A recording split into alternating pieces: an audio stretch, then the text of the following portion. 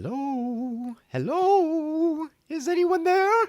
It's me, Criticord! You remember me? I used to make videos once, but I've been gone for 2 years. My, how the time has flown. That's right, I'm back with a video that I hope you guys enjoy as I discuss this newfound game that I discovered called Enlisted. Enlisted is a World War II first-person shooter game created by Gaijin, the ones that have successfully created the War Thunder series. This game company has been tested and proven with a lot of other free-to-play games that they've made. I've played a couple myself between War Thunder and Crossout, all really fun games. But I'm super excited that they've made this first-person shooter because it's bringing back so many memories of all these games that I used to play back when we had to use newfangled dial-up. But be warned, as my usual disclaimers go, I am by no means an expert at this game. In fact, the match that I'm about to show you guys, I got second to last place. I didn't care at all. If you are looking for some amazing gameplay footage though, I certainly don't have that. This video is more just me talking about the game, why I think it's so successful, because it's just merged all these fun, cool features from all these other games that I like into one game successfully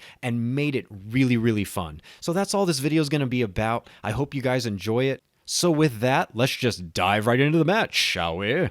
So by a show of hands, I'm just curious, how many of you ever played the first Call of Duty? No? Just me? Windows 97? Dial-up? Ringing any bells? Don't even know what I'm saying, do you? Probably seen it in a museum once. God, I'm old. Yes, the first Call of Duty. Man, was that fun. Good times. But no game since really revisited those cool elements that Call of Duty offered. So for those of you that didn't play the first Call of Duty, this is going to be a bit of a boring history lesson, but one of the first things that I really enjoyed about Call of Duty was that it had an established front line. Now what I mean by that is that the spawn points were permanent. They didn't rotate or move around based on the battlefield. They were fixed spawn points. So no matter where you were on the battlefield, you understood where the enemy was coming from, which adds a lot more tactical fun, creativity on your part, using the terrain and flanks to your advantage. You don't have random spawn points just messing up the whole battlefield and you just end up dying and being killed by somebody who just randomly spawns behind you. I think fixed spawn points are a very underrated feature as well. I don't think I've seen a gamer or YouTuber have a debate or a discussion about fixed spawn point games versus random spawn point games. I think it's something we all kind of just take for granted or hardly even notice. So I'm really happy the developers went that route and decided to establish fixed spawn points so we know where our enemy's coming from and we have those frontline battles. Of course, the most important feature that they brought back for me was the kill feed and hitbox marker system. You might be a little confused as to why I'm saying they brought it back, because a lot of World War II games that have come out recently don't have it. Now, Battlefield has, but I'll get to that in a moment. Now, there's games like Hell Let Loose that are very combat simulatory. You could shoot at your target, and if you saw the target go down, you knew you took them out, but you didn't have a hitbox marker, and there was no actual confirmation if that target was taken out unless you visually saw it. For me, that was just too frustrating. The game is very good and has a great fan base, but I really like that arcadic kind of style hitbox marker system. Like in the original Call of Duty, I'm sure a lot of you remember throwing a grenade and taking out 10 targets and seeing your name spammed in the kill feed. It was just so much fun. I had a small moment like that where I threw a grenade and I took a couple of targets out in this, and it just brought me right back to Call of Duty. So I love that we have our kill feed and that hitbox marker back. It's so much fun, and there's just something so gratifying about it too. I can't describe it, but just seeing that little blip, knowing that you've made contact and you've either disabled or taken that target out, just adds that extra oomph to the game that makes it so much more fun to enjoy. Now, it's great that they've implemented all these Call of Duty features, but there's also a really cool feature that they've implemented in this game, and that's the ability to use and control your AI squadron that follows you around the battlefield. You have the ability to give them orders where they're going to set up positions and hold them, or fall back on you as you advance further up the battlefield. There was a game that also came out a long time ago called Brothers in Arms, which had a very similar effect, but the fact that they've implemented it from a single player game into a viable MMO first-person shooter really sets a spin on things. It's going to have its own tactical skills that you're going to need to hone in on how to make your squadron viable and effective on the battlefield. It's also really nice because if you do get taken out, you can respawn as one of your squadron members, so you're not immediately taken out of the battlefield, giving you a second or third chance to take that target out. Now, the developers already set the bar high with this one feature alone, but it didn't end there. After the battle was over, I found out my squadron had leveled up. Okay, squads get EXP and you put a few points into maybe accuracy. No, they have skill trees, equipment trees, and perk trees. That just made my jaw drop. I've never seen a game implement something like that, especially in a World War II first-person shooter. How cool is that? We're going to have customized hybrid death squadrons running around the battlefield with their own unique perks, weapon loadouts, and skill setups. I haven't seen this before, so I have no idea what it's going to do to the game, but I think it's going to have a very positive impact because we're just going to have gameplay that we haven't seen before.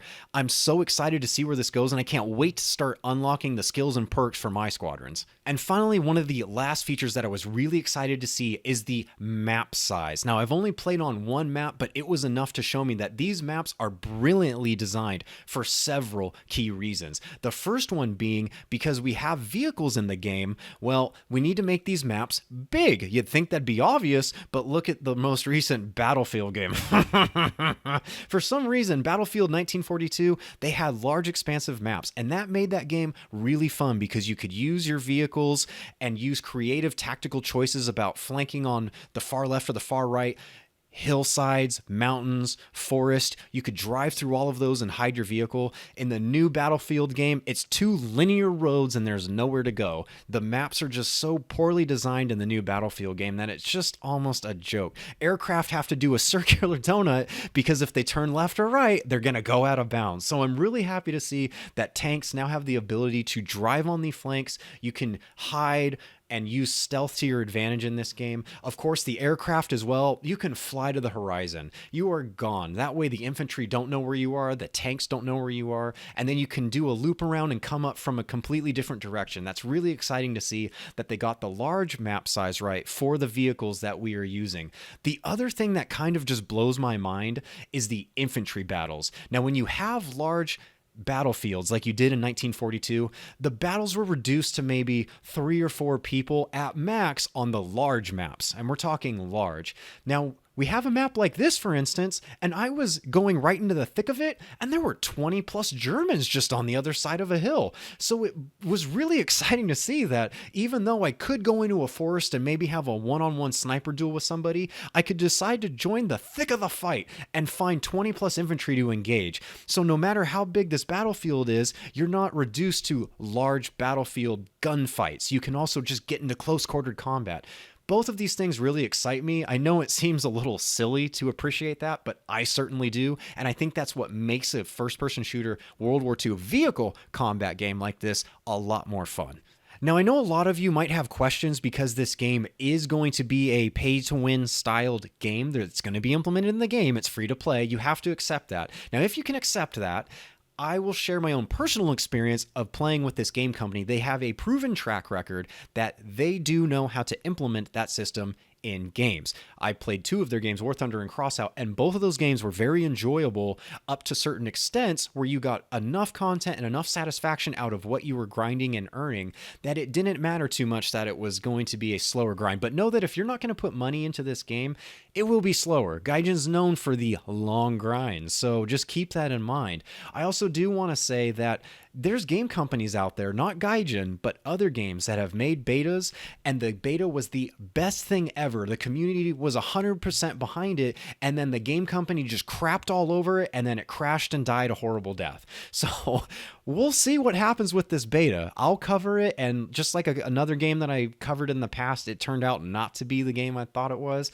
I'll let you know. I'll be the first to speak up about it, but Gaijin does have that proven track record of making very successful free-to-play games, and I'm not too overly concerned. There were a couple of big YouTubers who looked at some of the endgame content that you could unlock, and he was definitely getting those pay-to-win kind of vibes. But as long as the game mechanics aren't tweaked too much in this game, where the basic stock guns allow you to take a target out in one shot or maybe 2, I'm okay with that. That was what was making this game fun and giving me that Call of Duty vibe.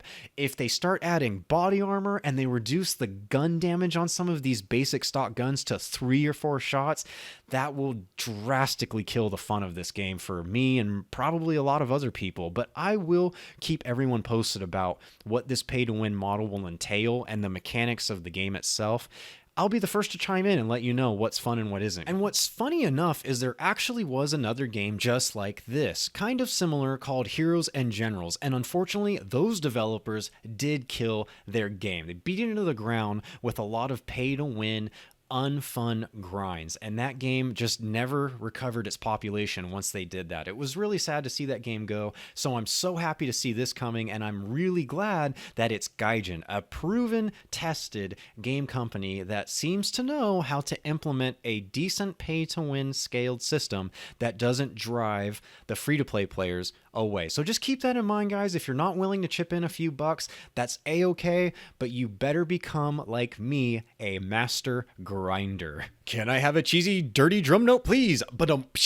So with that, guys, I hope you enjoyed the video. Again, I've barely scratched the surface of this game. There's so much more to it. Between the skill trees, point distributions, the single player, and then things you can do on the battlefield that I haven't even dabbled in yet, like building sandbags, barbed wire, setting up machine gun nests, all these really cool features that I can't wait to explore and make in future videos for you guys. I hope you enjoyed this video. I can't wait to make more content for you guys. It's been so long since I found a game that I can be this genuinely enthusiastic about. I don't want to fake enthusiasm for you guys. I do this just to make fun videos for fun games that I'm genuinely enjoying. So with that, I hope you all have a great week, a great weekend, and I'll talk to you later.